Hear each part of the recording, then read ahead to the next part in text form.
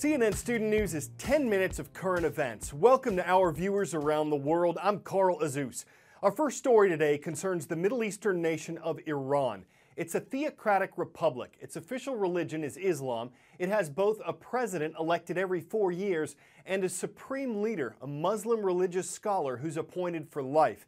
He has the nation's ultimate political and religious authority. The U.S. and some other Western nations have designated Iran a state sponsor of terrorism. It's been a focus of the international community because of its controversial nuclear program and because its leaders have repeatedly spoken out against Israel, a U.S. ally in the Middle East. But Iran and the Obama administration are currently in talks. U.S. officials are considering lifting economic penalties on Iran if it puts a hold on its nuclear program. What you have here is a very large population. About 80 million people live in Iran. It's a very dynamic population, a very young population, a very well-educated population, and a population that loves doing business. Now, of course, the big thing holding Iran back are the international sanctions because of Iran's nuclear program.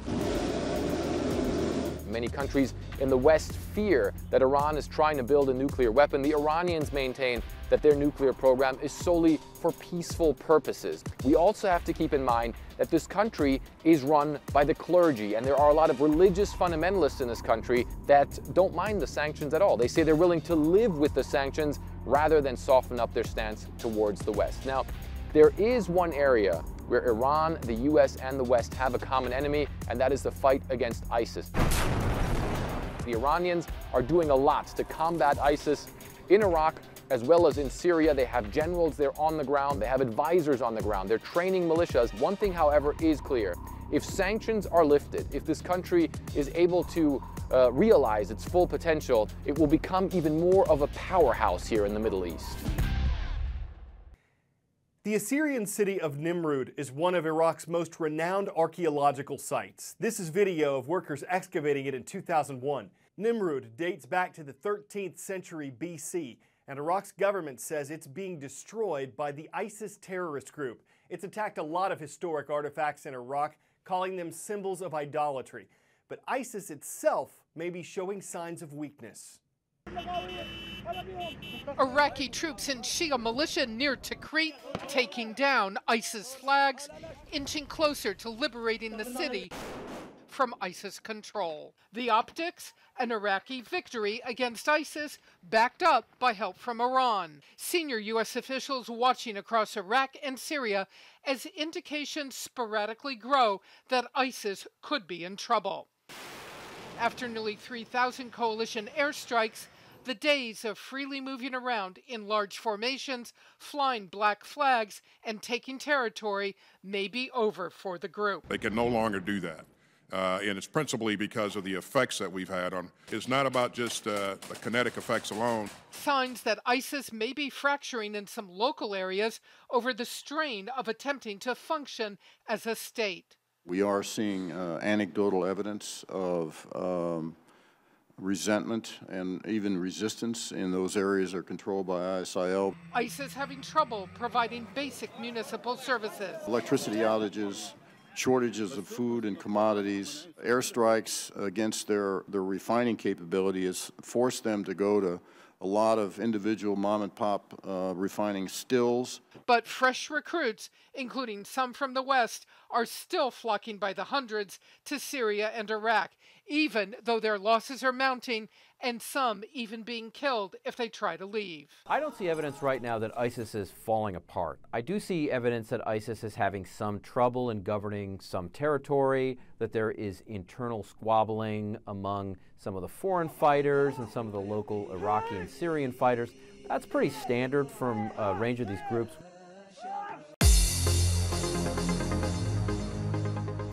For the record, I think burros make an awesome mascot. You could say they're donkey to today's first roll call school. The Burros of Jennifer Junior High School are watching. Thank you for making us part of your day in Lewiston, Idaho. One state south in the Beehive state of Utah, it's the Warriors up next. Hello to everyone watching at Northwest Middle School in Salt Lake City. And in the volunteer state, the Eagles volunteered to be part of our roll. Seymour High School is in Seymour, Tennessee. The World Health Organization, a United Nations agency, has a new warning out about hearing. It says teenagers are at risk of losing it. Young adults, too. It analyzed information in wealthier countries around the world of people between ages of 12 and 35. It found that half of them, more than 1 billion people worldwide, are exposed to unsafe levels of sound from devices, and about 40% are exposed to it at concerts, clubs, or sports events. So what's an unsafe level? The organization says 100 decibels, like what's produced by a jackhammer or a loud motorcycle. That can cause hearing damage after 15 minutes of exposure. But rock concerts last longer than that and can hit decibel levels of 115. Doctors say when your hearing's lost, you can't get it back. And it's not just about loss. Tinnitus, a symptom of damage, is a permanent ringing in the ears. So how do you protect yourself? The organization says keep the volume at or below 60% of its max on your phone or iPod. Wear noise-canceling headphones if you can, and when you go to a concert, wear earplugs. See if you can ID me. I was developed in the late 1800s by American inventor Christopher Latham Scholes. I was eventually named the Remington and occasionally used by author Mark Twain. I'm a machine that produces characters, like those made by a printing press. I'm a typewriter, and the first ones on the market only wrote in capital letters. Of course, people wanted to be able to use lowercase type, so some of the first typewriters had two keyboards, many with one behind the other. One had capitals and one had lowercase. A typewriter with a shift key that needed only one keyboard started being sold around 1878. It eventually became more popular. But all of these things are just useless antiques now, right? This is the best thing that's happened to typing since electricity. In the 1960s, typewriters like the IBM Selectric were the pinnacle of office technology. We still sell these. We, of course, service them. Hard to believe the same IBM Selectric is still being used today. Law offices, accounting firms, book publishers, people are still used to typing an envelope or a label. Even the New York Police Department still uses them. Currently, some forms are still required to be typed, so we still do have typewriters. This is an old-fashioned ribbon that they don't make anymore. At Gramercy Typewriters in New York, the old machines are even clicking with younger fans. Typewriters have been making another resurgence. People are asking about typewriters. They're coming in. It's keeping Paul and his son Justin knee-deep in the machines. Gramercy sells up to 30 a week, and they can service 10 to 15 a day. They're cheaper than most modern computers. A working IBM costs about $400. But of course, the older they get, the more expensive they get. This Underwood is just under 100 years old, and it would probably sell for around $600. While 55 years in the business have left Paul with blackened fingers, he's not ready to retire. And neither, he says, is the typewriter. There's still a need for a typewriter, and there are people still going to want a typewriter. And I could see this going on for years. Claire Sebastian, CNN, New York. Like much of the U.S. Northeast, Pennsylvania has seen its share of snow this winter. If you look closely at this mound of snow, well, there you go. You'll see it's a nest, and that the bald eagle in it won't let anything keep her eggs from staying warm.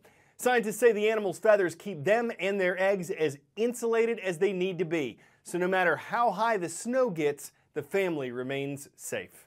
It's the bald-faced truth. Nothing about the weather's gonna get her feathers ruffled. It's really no burden to keep her eggs warm in that feather bed, because without a fireplace, it's the next best thing. We'll get back to producing more news tomorrow. I'm Carl Azus.